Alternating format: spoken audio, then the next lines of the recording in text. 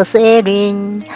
现在季节的话，9月开始出现了一些花苞了，甚至有些花儿都开了。不晓得你们居住的国家现在是如何呢？话说，现在出现了很多的花苞，但是很冲击的一件事情就是，我昨天还看到花苞，今天早上花苞全部都不见了，是什么原因造成的呢？断头的，还有就是空花苞，这些真的很可恶。平常时我是半有机的栽种，就是说有点太佛心了吧。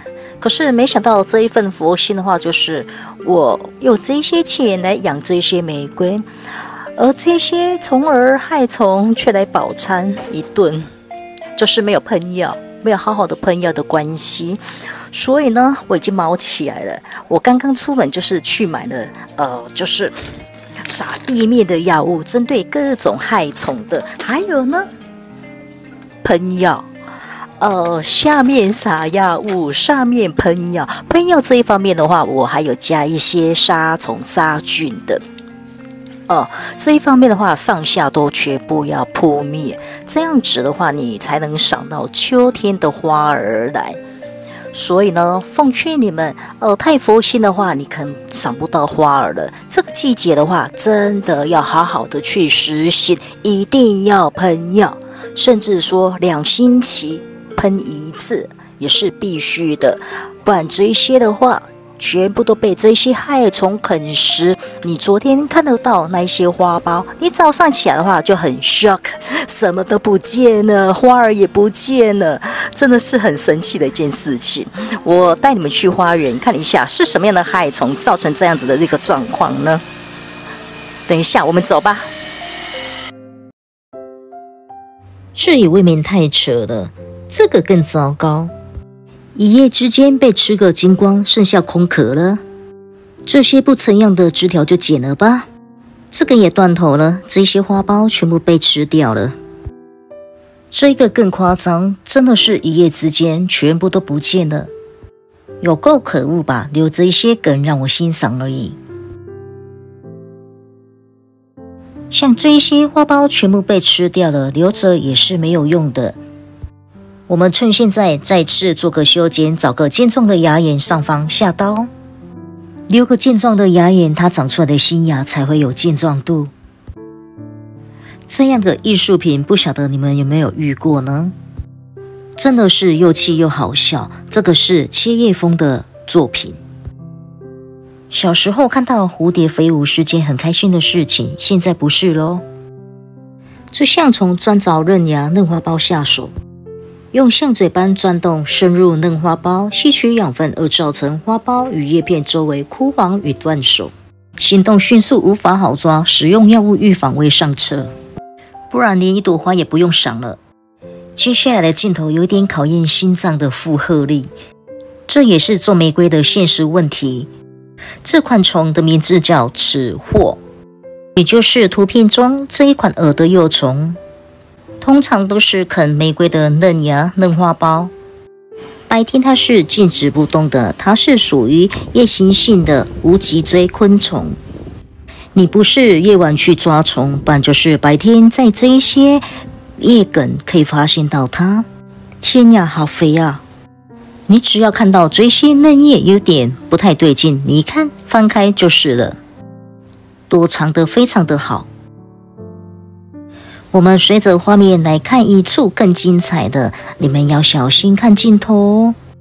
它躲藏得非常的好，你要是把它误认为枯枝，不小心碰触到它，你可能会昏倒。为了保住这一个嫩芽嫩花苞，我开始来抓虫吧。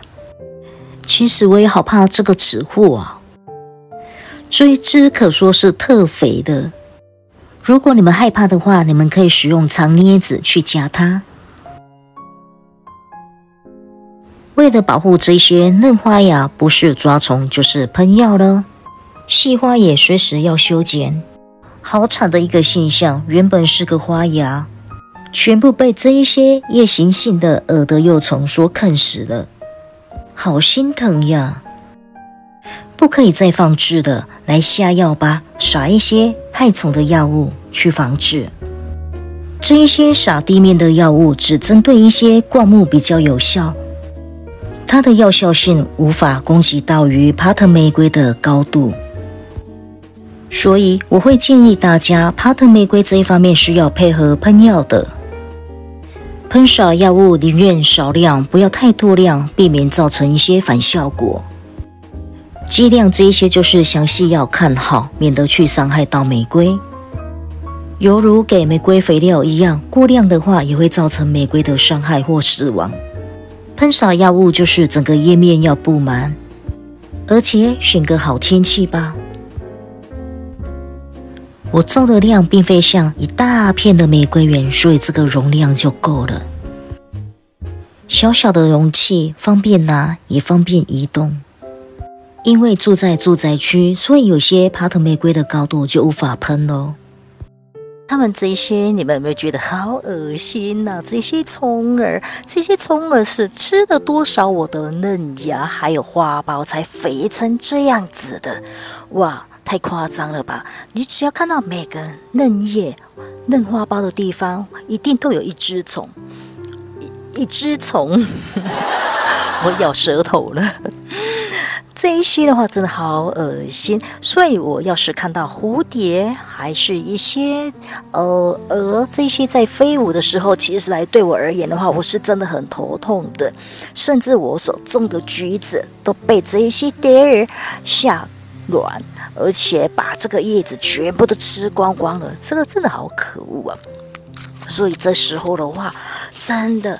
最后我一定要奉劝你们大家，这时候你们照顾玫瑰的话，太佛心的话是一定看不到花儿的了，所以一定就是要喷药，一定要喷药。我不管说你们所居住的国家就是用什么样的喷药，什么样的药物，就是一定要去进行会比较好，你这样子才能赏到秋季的花儿。